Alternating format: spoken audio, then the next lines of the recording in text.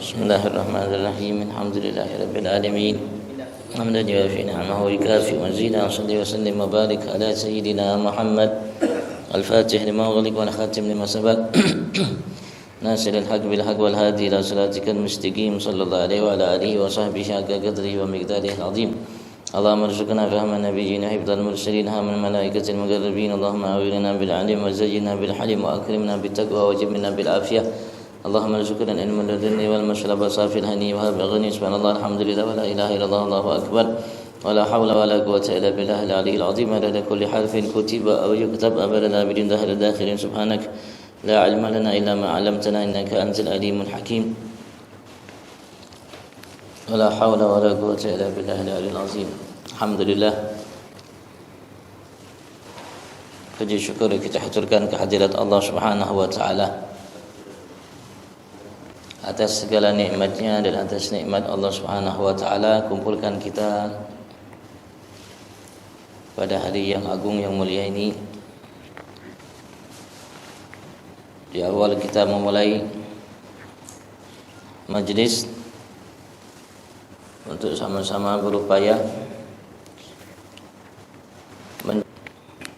apa yang pernah diwariskan oleh para nabi rasul untuk umat, dan apa yang diwariskan oleh Nabi kita Muhammad sallallahu alaihi wasallam untuk kita sebagai umat. Mudah-mudahan Allah Subhanahu wa taala di salah satu taman daripada taman surganya ini, Allah Subhanahu wa taala sebab berkahnya sempurnakan segala nikmat yang kepada kita, dan digolongkan kita sebagai hamba-hamba yang pandai mensyukuri segala nikmatnya. Allahumma amin. dan senantiasa salawat salam Allah limpah ruahkan ke hadirat junjungan agung kita Nabi besar Muhammad sallallahu alaihi wasallam, serta keluarganya, para sahabatnya, pengikut dan para pencinta yang harapan mudah-mudahan semua kita digolongkan oleh Allah sebagai pengikut dan pencinta Nabi kita Muhammad. Allah jadikan kita yang dicintainya, dicinta oleh Nabi-Nya Muhammad. Mudah-mudahan kalau Allah masukkan kita ke dalam surga bersama Nabi-Nya Muhammad sallallahu alaihi wasallam. Amin. Allahumma amin. Amin. Allahumma amin. Insyaallah saya akan bacakan kitab, namanya kitab Ar-Risalah Al-Jami'ah. Risalah yaitu lembaran-lembaran yang kecil, singkat, sekelumit mungkin, tapi mencukupi kewajiban yang diwajibkan secara syariat bagi setiap kita sebagai umat Nabi besar Muhammad sallallahu alaihi wasallam dalam kita menjalani kehidupan kita ini, sebagai perintah di dalam syariat yang setiap kita tanpa terkecuali, siapapun kita, dimanapun kita tinggal, sebagai seseorang muslim muslimah, kita harus mempelajari, memahami apa yang disyariatkan, diwajibkan oleh Allah Subhanahu wa taala terhadap kita sebagai hamba dan Nabi kita Muhammad sallallahu alaihi wasallam terhadap umat. Mudah-mudahan dengan kitab yang disusun oleh Habib Ahmad bin Zaid Habsyi,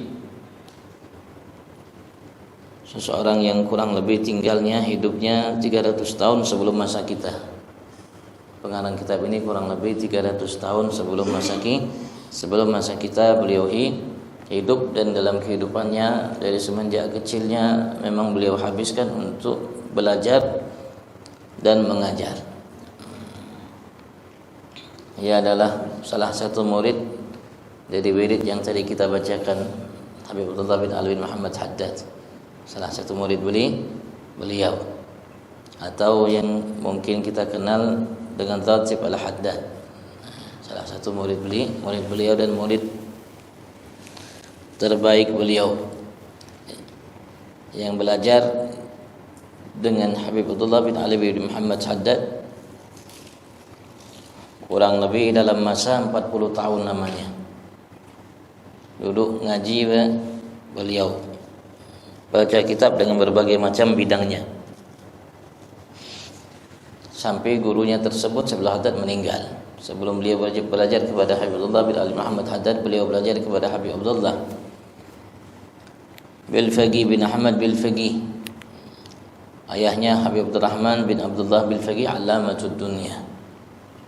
Seseorang yang sahibul ratib tadi Haddad mengatakan ia adalah kala itu, di masa itu, Allamatud Dunya, seorang yang paling alim yang ada di dunia semuanya, dari barat sampai ke timur. Setelah beliau belajar kepada Habib Abdullah bin Ahmad, Habib Abdullah bin Ahmad meninggal, baru beliau belajar kepada Habib Abdullah bin Ali Muhammad Haddad kurang lebih dalam masa 40 tahun. Jadi kurang lebih beliau menghabiskan umurnya kurang lebih 50 tahun hanya untuk belajar. Kurang lebih ini pengarang kitab ini menghabiskan umurnya 50 tahun ngaji kitab, baca kitab. Kurang lebih selama 50 tahun lamanya. Dan setelah itu ya beliau menghabiskan waktunya, umurnya untuk mengajar. Nah, beliau awali karyanya dengan kalimat Bismillahirrahmanirrahim, sesuai yang dicontohkan oleh Allah Subhanahu wa taala dalam kitab suci Al-Qur'an. Setiap kali kita ingin membaca surat dari ayat kitab suci Al-Qur'an, pasti kita akan dapatkan diawali selalu dengan kalimat Bismillahirrahmanirrahim. Dari 114 surat yang ada dalam Al-Quran, hanya satu surat yang tidak diawali dengan kalimat Bismillahirrahmanirrahim. Selebihnya 113 surat selalu diawali dengan kalimat Bismillahirrahmanirrahim. Maka karena begitu besarnya Al-Quran yang Allah Subhanahu wa taala wahyukan, turunkan untuk Nabi kita Muhammad sallallahu alaihi wasallam dan hadiahkan untuk kita sebagai umat beliau, Allah Subhanahu wa taala dalam Al-Qur'an selalu awali dengan kalimat Bismillahirrahmanirrahim. Bahkan ulama kita mengatakan Allah Subhanahu wa taala selalu memulai setiap Allah Subhanahu wa taala wahyukan kepada para nabi rasul dari semenjak Nabi Allah Adam sampai Nabi Allah Isa. Dalam wahyu mereka selalu Allah Subhanahu wa taala buka wahyu itu dengan kalimat bismillahirrahmanirrahim. Maka sebagai panutan Al-Qur'an, kitab suci yang diturunkan oleh Allah dan oleh Allah terhadap para nabi rasul dari awal sampai saat ini, yang selalu diawali dengan kalimat bismillahirrahmanirrahim, maka pengarang kitab Habib Muhammad bin Zain Habsyi pun memulai karya beliau dengan kalimat bismillahirrahmanirrahim, mencontoh Al-Qur'an dan mendidik kita untuk kita berpegang teguh dengan Al-Qur'an dan mengikuti, mencontoh, menaudadani Al-Qur'an sebagai kitab yang Allah Subhanahu wa taala wahyukan kepada Nabi besar Muhammad sallallahu alaihi wasallam sebagai pedoman agar kita umat Nabi besar Muhammad sallallahu alaihi wasallam tidak akan tersesat ketika kita berpegang teguh dengannya selamanya, kata Nabi besar Muhammad sallallahu alaihi wasallam. Itu merupakan wasiat dari Nabi besar Muhammad terhadap kita sebagai umat agar kita berpegang teguh dengan Al-Qur'an. Walaupun ya mungkin Al-Qur'an turun di masa Nabi besar Muhammad, di masa jahiliyah, tapi Allah Subhanahu wa taala menurunkan ini wahyu kepada Nabi besar Muhammad, untuk sahabat Nabi besar Muhammad dan untuk kita sebagai umat Nabi besar Muhammad sallallahu alaihi wasallam yang hidup setelah mereka dan Al-Qur'an yang sudah Allah Subhanahu wa taala wahyukan kepada, sehingga sehebat dan semaju apapun masa itu, maka Al-Qur'an masih tetap selaras, pas, tepat untuk menjadi solusi yang terbaik bagi kehidupan umat yang ada di kala itu sampai akhir, sampai Allah Subhanahu wa taala ya tetapkan Al-Qur'an masih berada. Karena nanti di akhir zaman Al-Qur'an akan diangkat oleh Allah Subhanahu wa taala sehingga tidak lagi ada tulisannya, huruf-hurufnya yang diangkat oleh Allah Subhanahu wa taala. Sampai kala itu masa yang saat itu yang tersisa hanya manusia-manusia yang tidak baik, sehingga mereka bukan hanya tidak kenal kepada Nabi besar Muhammad sallallahu alaihi wasallam Subhanahu wa taala, bahkan kala itu di muka bumi semuanya dari barat sampai timur tidak lagi ada yang menyatakan Allah, tidak lagi ada yang menyebut Allah Subhanahu wa taala. Tapi sebelum Allah angkat Al-Qur'an, maka Al-Qur'an menjadi solusi yang paling tepat untuk kehidupan umat dimanapun mereka tinggal, sehebat apapun masa mereka. Dan Al-Qur'an menyebutkan kepada kita tentang kisah cerita yang pernah terjadi dari masa Nabi Allah Adam sampai Nabi besar Muhammad sampai masa yang akan datang. Sehingga Al-Qur'an menjadi amat sangat tepat sebagai tauladan, panutan, motivasi kita sebagai umat, sebagai hamba berusaha menjalani kehidupan kita di atas dunia ini di atas jalan yang benar. Karena kita disebutkan di situ dalam Al-Qur'an kehidupan yang lalu, bagaimana mereka dan kehidupan yang akan datang, di mana tempat manusia nanti kelak akan datang. Karena kita makhluk yang diciptakan oleh Allah Subhanahu wa taala, untuk menjadi makhluk yang kekal, untuk kehidupan yang akan datang. Memang kita akan mati, kita akan meninggal, kita akan tinggalkan dunia. Tapi ketika kita tinggalkan dunia, maka akan kembali ada kehidupan yang baru. Yang kehidupan di situ yang akan kita alami kehidupan yang abadi, yang selamanya, yang tidak ada kematian setelahnya. Ya, kita akan bertempat di salah satu tempat surga atau neraka Allah Subhanahu wa taala. Maka Rasul sallallahu alaihi wasallam menyatakan dalam sabdanya, menggambarkan tentang kehidupan yang akan datang yang abadi itu, yang akan setiap kita pasti berada di dalamnya. Setiap kita pasti di salah satu tempat ini itu ketika penghuni neraka yang masih beriman sudah dimasukkan semua oleh Allah Subhanahu wa taala ke dalam surga Allah Subhanahu wa taala, sehingga tidak lagi tersisa yang beriman kepada Allah di dalam neraka Allah Subhanahu wa taala. Maka kala itu, saat itu Allah Subhanahu wa taala menggambarkan dalam riwayat yang sahih, riwayat Imam Bukhari Muslim, Rasul sallallahu alaihi wasallam menceritakannya, Allah akan menggambarkan kematian itu dengan bentuk yang nyata. Dan kambing itu akan kelak ditaruh antara surga dan neraka Allah Subhanahu wa taala. Kemudian diperintahkan oleh Allah untuk disembelih itu kambing. Artinya dimatikan. Yang mana kambing itu berupa kehidupan. Sehingga disembelihlah kambing itu antara surga dan neraka Allah Subhanahu wa taala. Artinya disaksikan oleh mereka penghuni surga dan neraka Allah Subhanahu wa taala. Setelah disembelih itu kambing, artinya kematian saat itu sudah dimatikan. Artinya setelah itu, saat itu tidak ada lagi kematian. Yang ada hanya kehidupan. Kematian sudah tidak ada. Mereka mengatakan, ya ahlal jannah khuludun bila maut, ya ahlan nar khuludun bila maut. Nyatakan, wahai seluruh penghuni surga Allah, kekal kalian di dalam surga selamanya tanpa ada kematian. Wahai seluruh penghuni neraka Allah, kekal kalian di dalamnya tanpa ada kematian. Rasulullah menyatakan, fa izdad ahlul jannah farahan ila farahihim wa izdad ahlun nar huznan ila huznihim.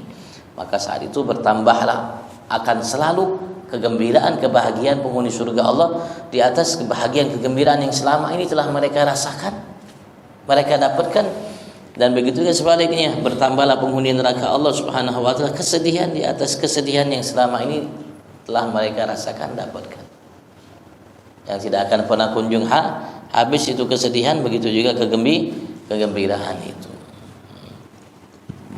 dalam Al-Quran akan kehidupan itu, sehingga kita mampu menjalani kehidupan ini dengan selalu hati-hati, dengan waspada. Jangan sampai kita tenggelam dalam sesuatu hal yang membuat kita dimasukkan ke dalam neraka Allah dan abadi dalam neraka Allah Subhanahu wa taala. Maka kita akan selalu berupaya dalam kehidupan kita dengan apa yang kita mampu untuk menempuh kehidupan yang mengakibatkan kita, menyebabkan kita masuk ke dalam surga dan kekal dalam surga Allah Subhanahu wa taala. Dan itu kehidupan yang hakiki, kehidupan yang nyata, yang semua akan mengalaminya, yang pasti adanya, Sebagai seseorang yang beriman kepada Allah Subhanahu wa taala, maka ia akan meyakini hal itu betul dan tidak meragukannya sedikit pun tentang hal itu. Karena sudah diungkap, sudah disebutkan oleh Allah Subhanahu wa taala dalam Al-Qur'an, bukan dalam hanya satu ayat, satu surat, dua ayat, dua surat.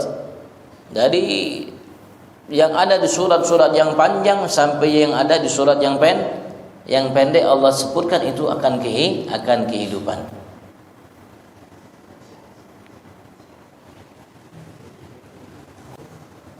Dan yang tadi kita baca dalam salat, baik di dalam namanya rakaat pertama surat Sabbihis, begitu juga rakaat kedua surat Al-Ataka atau surat Al-Ghashiyah, khairu wa abqa.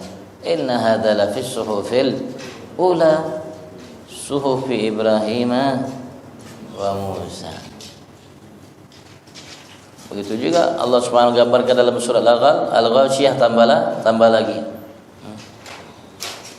dengan yang lebih komplit. Wujuhu yawma idzin khashi'ah 'amilatun nasibah tasla naran hamiyah tusqa min ainin aniyah laisa lahum ta'amun illa min dari la yusmin wa la yughni min ju. Allah gambarkan penghuni neraka Allah bagaimana kehidupan dalam neraka Allah.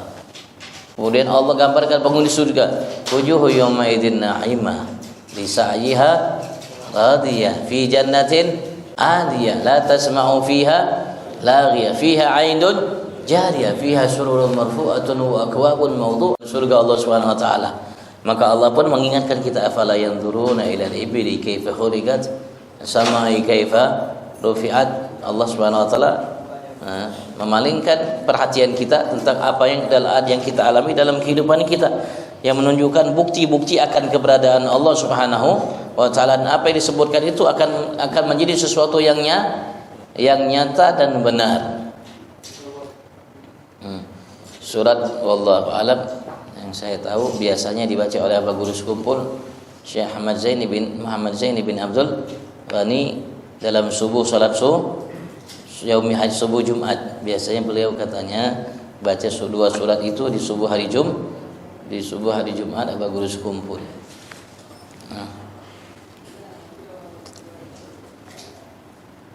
Gambarkan. Begitu juga Al-Quran banyak gambaran tentang hal itu. Mau harus waspada, harus takut ketika kita meninggalkan yang wajib atau yang baik, atau kita melakukan yang haram atau yang tidak baik, sehingga kita mampu sekuat tenaga kita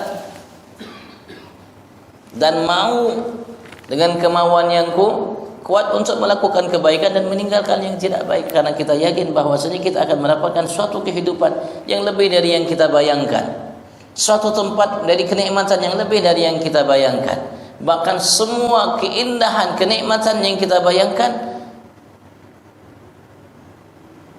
tidak seperti kenyataan yang akan kita dapati nanti di sana. Begitu juga sebaliknya, kesengsaraan, kehinaan, pedih dari yang kita bayangkan, yang paling sakit, yang paling pedih, yang paling derita dan menderita ketika kita dapatkan, yang akan kita dapatkan di sana jauh lebih dari itu. La yamutu fiha wa la yahya. Allah gambarkan dalam surat Sabis tadi, la yamutu fiha wa la yahya. Tempat seseorang yang menghuninya tidak hidup di dalamnya dan tidak mati. Tidak hidup dan tidak mati. Dinyatakan tidak hidup, ya bagaimana dinyatakan seseorang itu hidup ketika hidupnya dalam penderitaan dan dalam siksaan yang luar biasa itu dia tidak mati. Karena kala itu kematian sudah dimatikan. Tidak ada lagi namanya walaupun dihancur kepalanya, walaupun diadab dengan adab yang luar biasa yang ia akan alami. Dan adab yang tidak akan pernah selesai batas waktunya.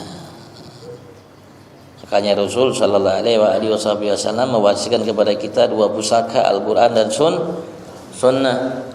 Atau Al-Qur'an dan cucuku mereka adalah ahli baitku sebagai panutan untuk kita sebagai umat agar kita tidak tersesat setelah Nabi besar Muhammad sallallahu alaihi wasallam. Dan beliau menyatakan kepada kita, ya bacaan yang seharusnya kita baca, yang menjadi bacaan idola kita setiap saat waktu kita adalah Al-Qur'an. Iqra'ul Qur'an, dalam hadis sahih Rasulullah mengatakan, Iqra'ul Qur'an fa innahu ya'ti yaumil qiyamah syafi'an li ashabi. Bacalah kalian Al-Qur'an, sesungguhnya ia kelak nanti datang di hari kiamat untuk memberikan syafaat kepada mereka-mereka. Dan di dalamnya pengetahuan yang menyebabkan kita meyakini apa yang akan kita alami kelak nanti setelah kehidupan dan kematian kita di atas dunia ini. Al-Quran selalu diawali dengan kalimat Bismillahirrahmanirrahim. Walaupun ulama khilaf, berbeda pendapat apakah Bismillahirrahmanirrahim merupakan awal dari setiap awal ayat dari setiap surat yang ada, atau apakah Bismillahirrahmanirrahim merupakan ayat tersendiri Tapi mereka sepakat bahwasanya Bismillahirrahmanirrahim merupakan ayat. Ayat. Arti ayat itu wahyu dari Allah Subhanahu wa taala, wahyu. Mereka sepakat ulama itu adalah wahyu karena mereka para sahabat orang-orang yang amat sangat berhati-hati. Karena mereka menuliskan dalam setiap suratnya kalimat Bismillahirrahmanirrahim, maka ulama berpendapat ya mereka memastikan sepakat bagian daripada ayat wahyu dari Allah Subhanahu wa taala. Cuman mereka berselisih pendapat apakah ia merupakan bagian dari setiap surat yang ada sehingga ia awal setiap surat yang ada, ataukah ia merupakan ayat mustaqillah, ayat yang tersendiri bukan dari surat yang ada, tapi ia menjadi ayat yang menjadi pemisah antara surat sebelumnya dan surat setelahnya. Kalau yang kita lihat dalam Al-Quran yang kita ini, ya yang mencetaknya, yang bersangkutan meyakini bahwasanya ia merupakan ayat, tapi sebagai ayat pemisah antara surat yang sebelumnya dengan surat setelahnya, karena tidak ditulis ayat pertamanya Bismillah. Setiap surat yang ada dalam Al-Quran ayat pertamanya adalah kalimat Bismillahirrahmanirrahim, terutama Al-Fatihah, terutama surat Al-Fatihah, karena ada riwayat hadis dari Nabi besar Muhammad SAW yang Rasulullah menegaskan bahwasanya Bismillahirrahmanirrahim itu merupakan satu dari ayat surat Al-Fatihah. Rasulullah mengatakan ketika beliau menyebutkan Al-Fatihah, wa Bismillahirrahmanirrahim ayatun minha, beliau menegaskan dan Bismillahirrahmanirrahim merupakan ayatun minha, satu ayat dari surat Al-Fatihah. Makanya kita di Indonesia ini, karena madhab kita dari Sabang sampai Merauke umumnya adalah madhab Syafi'i. Memang awalnya pembawa Islam itu adalah pemegang madhab Syafi'i dari dulu, maka Indonesia dari Sabang sampai Merauke ya 99% madhabnya Syafi'i. Untuk yang mendapatkan madhab selain Syafi'i, mereka ya ikut madhab mengikuti madhab lain.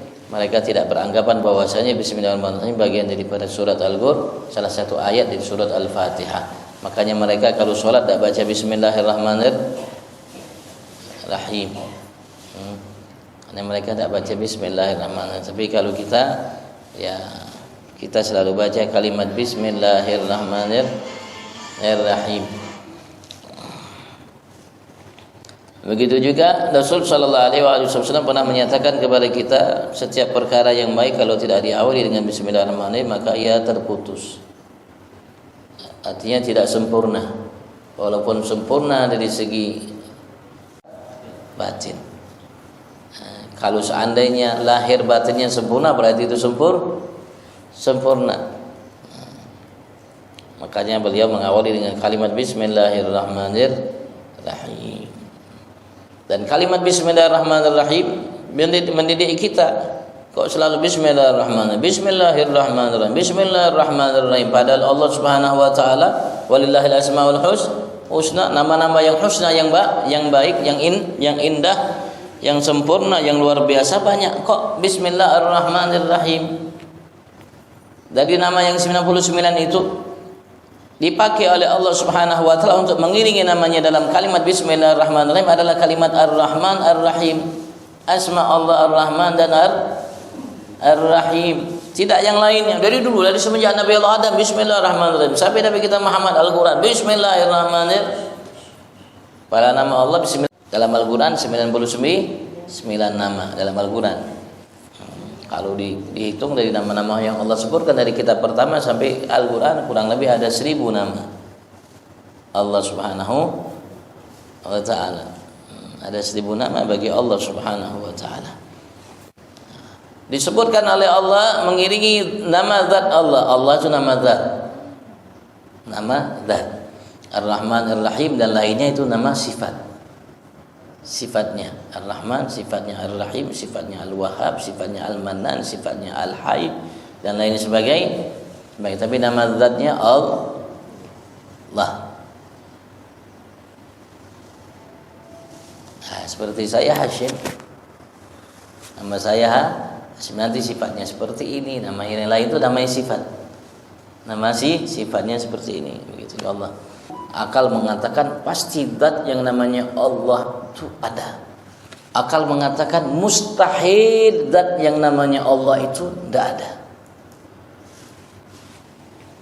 Harus ada. Pasti ada. Karena secara akal naluri kita meyakini bahwasanya segala sesuatu itu ada yang mengadakannya. Secara naluri kita meyakini segala sesuatu yang ada itu pasti ada yang mengadakannya. Tidak ada sesuatu yang terjadi itu kebetulan. Atau ada tanpa ada yang mengadakannya. Pasti ada yang mengadakannya. Tidak ada di antara kita yang mengatakan ini kebetulan ada, tiba-tiba ada atau tiba-tiba ada. Tidak ada yang mengadakannya, tidak ada yang membikinnya, tidak ada yang merajutnya, tidak ada yang mengolahnya. Tidak, pasti ada yang mengadakannya, pasti ada yang menciptakannya. Kemungkinan besar ibu-ibu yang menciptakannya ini. Kenapa? Karena dengan rajutan yang bukan berarti bapak-bapak ada bisa juga. Tapi secara umum kita pasti, dan siapapun manusia pasti meyakini ada yang mengadakannya. Begitu juga kok ada namanya cangkir, di dalamnya ada air, ada susunya. Pasti kita meyakini pasti ada yang membuat cangkirnya, pasti ada yang menuang susunya. Tidak mungkin tiba-tiba cangkir dengan susunya ada di tempat ini. Mustahil. Begitu juga semua yang ada, semua yang kita pakai, semua yang ada di sekitar kita, apalagi langit. Yang kecil-kecil ini kita yang bikin. Kalau ini mungkin handmade juga bisa ibu-ibu dengan tangannya bisa. Pasti ada yang mengadakannya. Walaupun kita tidak tahu siapa sih nama yang mengadakannya, tapi kita meyakini pasti yang mengadakan, pasti ada yang mengadakannya. Makanya Allah cerita dalam surat tadi, afala yanzuruna ila al-ibli kaifa khuliqat wa ila as-sama'i kaifa rufi'at wa ila al-jibali kaifa nusibat wa ila al-ardi kaifa fadzakkir. Manusia, kata Allah, hamba-hambaku, dzakir, ingatlah dan lihatlah semua itu yang menjadi bukti akan keberadaan Allah Subhanahu wa ta'ala. Tidak mungkin ada dengan sendirinya. Sebagaimana ini semua tidak mungkin ada dengan sendirinya. Kita pun ya ada yang mengadakan kita, yang menciptakan kita. Tidak mungkin kita tiba-tiba ada kita. Ada yang menciptakannya. Itulah Allah. Cakanya kalau mau tahu namanya Allah, kalau mau tahu namanya itu yang menciptakan semuanya Allah Subhanahu wa ta'ala, yang memiliki sifat-sifat yang husna, yang amat sangat indah, mulia, agung. Di antaranya yang dipakai oleh Allah Subhanahu wa ta'ala yang menunjukkan betapa besar kasih sayang Allah Subhanahu wa ta'ala kepada kita sebagai hamba makhluk ciptaannya, Ar-Rahman Ar-Rahim. Rahman Ar-Rahim. Rahman lebih banyak hurufnya. Semakin banyak huruf, semakin banyak namanya, lebih luas maknanya.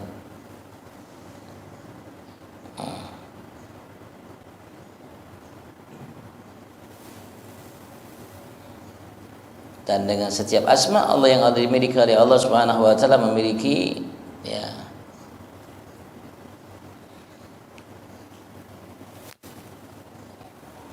kemuliaan, keistimewaan tersendiri.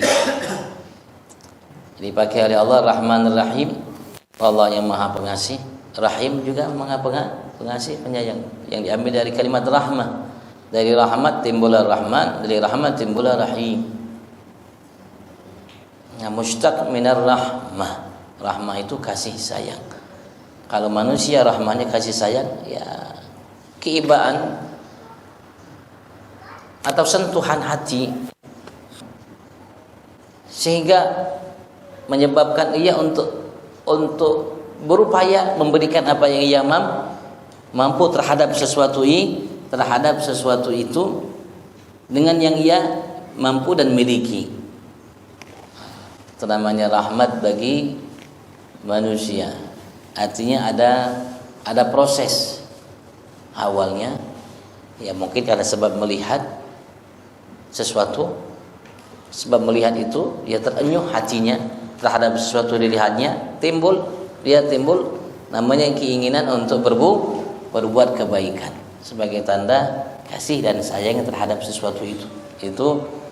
Itu manusia, dan sifat manusia seperti itu. Ada proses, ada awal. Ada awalnya, ada mulanya. Tapi untuk Allah tidak ada proses.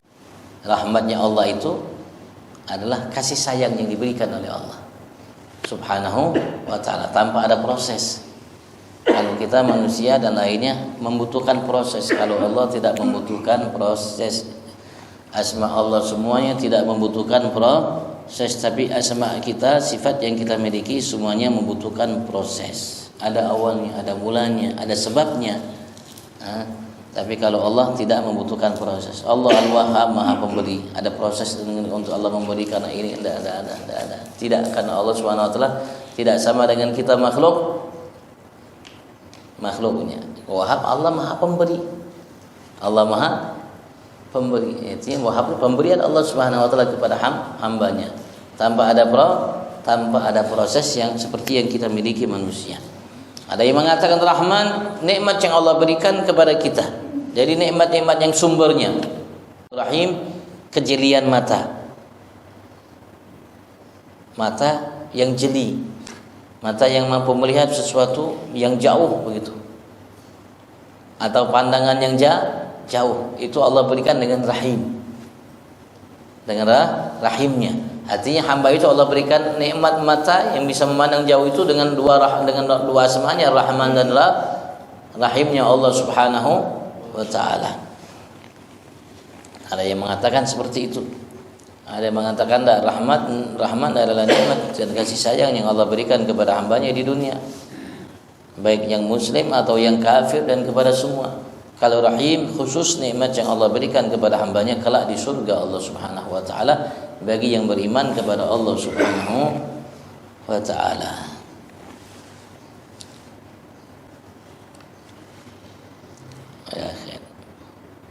Dan ini bahkan kitab yang ada dengannya, dengan Rahman dan Rahim, artinya Allah Subhanahu wa ta'ala menuntut untuk setiap kita sebagai hamba untuk memiliki bagian daripada rahmat kasih sayang itu. Kita harus memiliki sifat kasih dan sayang, terutama terhadap diri kita sendiri. Kita harus kasih diri kita, kita harus sayangi diri kita. Bagaimana caranya? Laksanakan apa yang menjadi perintah Allah. Ikuti Nabi besar Muhammad sallallahu alaihi wasallam. Ketika engkau melaksanakan perintahnya, mengikuti Nabi Muhammad, kau telah mengasihi dirimu, menyayangi dirimu. Untuk apa? Untuk mendapatkan karunia yang besar dari Allah Subhanahu wa ta'ala dan untuk menjauh dari hal yang tidak diinginkan.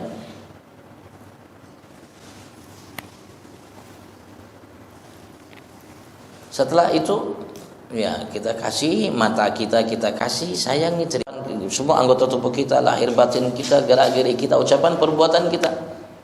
Kita harus kasih dan sayangi diri kita sendiri dalam ucapan perbuatan yang dilakukan olehnya, tangan, kaki dan semuanya, agar kita mendapatkan karunia Tuhan kita Allah dan menjauh daripada murka Allah Subhanahu wa ta'ala. Kalau kita sendiri tidak mampu mengasihi, menyayangi diri kita, bagaimana kita mampu mengasihi, menyayangi selain kita?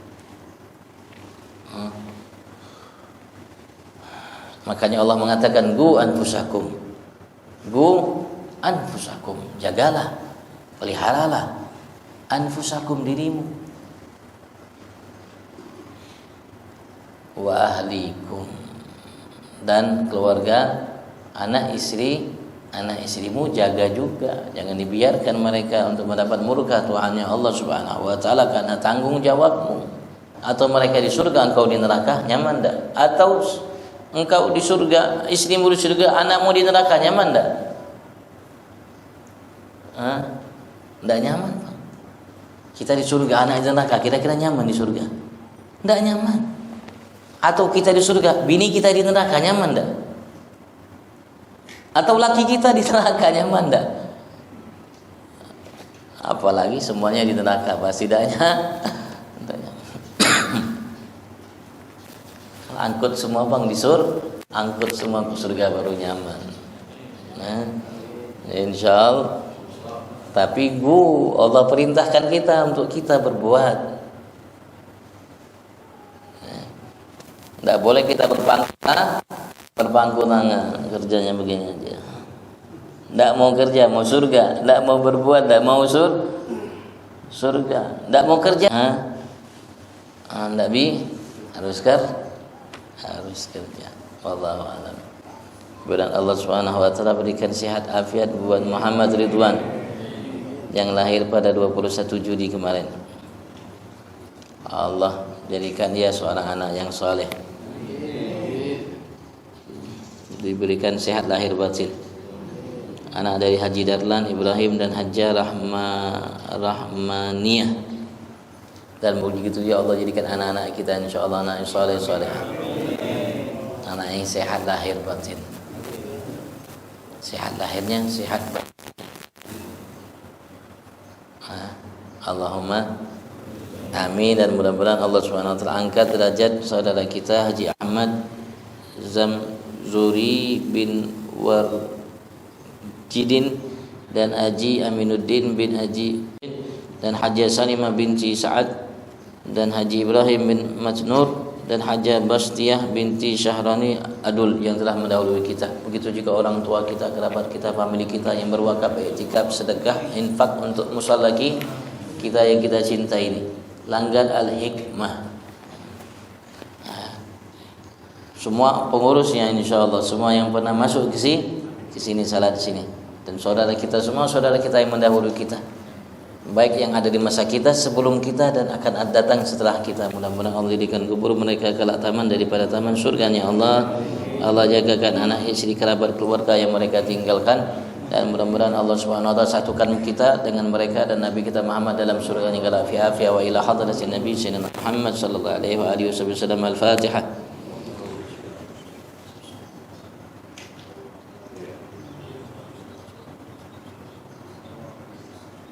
أولئك الذين أنعمت عليهم من النبيين الصديقين والشهداء والصالحين وحسن أولئك رفيقا ذلك الفضل من الله كفى بالله عليما وجاه ربنا اغفر لنا ولإخواننا الذين سبقونا بالإيمان ولا تجعل في قلوبنا غلا للذين آمنوا ربنا إنك رؤوف رحيم ربنا هب لنا من أزواجنا وذريتنا قرة أعين واجعلنا للمتقين إماما وجاه ربنا آتنا في الدنيا حسنة وفي الآخرة حسنة وقنا عذاب النار رب اغفر وارحم وأنت خير الراحمين صلى الله عليه وسلم النبي العالمين. Di akhir kalian ditanyakan, fadhal.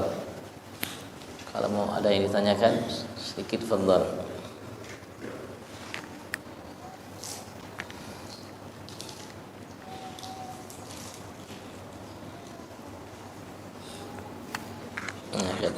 Untuk kita menjadi seseorang tua yang mampu, yang berhasil, ya kita harus mendidik anak kita dengan kasih sayang.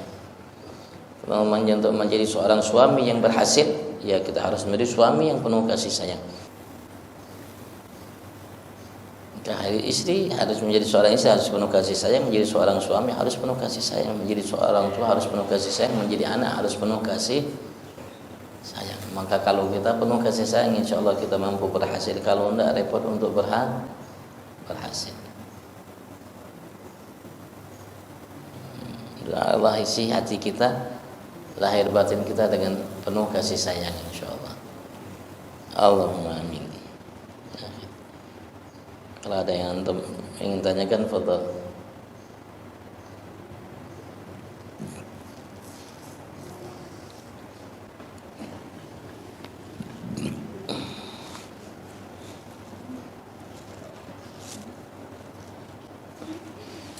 Dan hadirnya kita di tempat ini, ya hadirnya kita untuk mendapatkan kasih sayang dari Allah. Tanda kita telah mengasihi dan menyayangi diri kita. Untuk mendapat kasih sayang dari Allah Subhanahu.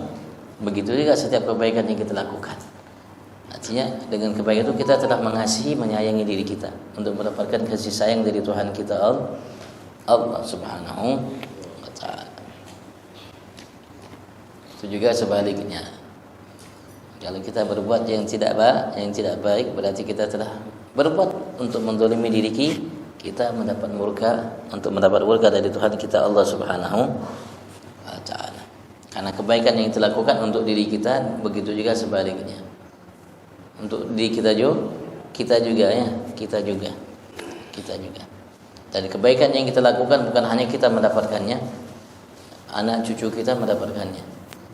Berdoa bismillahirrahmanirrahim rabbil alamin Allahumma shalli wa anfa'na bima 'allamtana rabbi 'allimna alladhi yanfa'una rabbi faqihna faqih ahlana wa gharabatina fi dinina mahlul qutubun sawadaka rabbi wafiqna wa fikum liman tartadi qalan wa fi'lan karama wa rizqi kullu halalan daima wa khilatki ulama نحظى بالخير ونكفى كل شر ربنا وشرحنا كل شؤون واجر رب رضا منك العيون واجزي أنا ربنا كل الديون قبل أن تأتينا رسول منون واغفر واستر أنت أكرم من ستر صلاة الله تعيش المصطفى من إلى الحق دعنا والوفاء بكتاب فيه لناس الشفاء وعلى الآل الكرام الشرفاء وعلى صحب المصابيح الغرر اللهم اهدنا بهداك واجعلنا ممن يسارع في رضاك ولا تولنا وليا سواك ولا تجعلنا ممن خالف أمرك وعصاك وحسبنا الله ونعم الوكيل ولا حول ولا قوة إلا بالله العلي العظيم سبحان ربك رب العزة عما يصفون وسلام على الله تعالى وبركاته.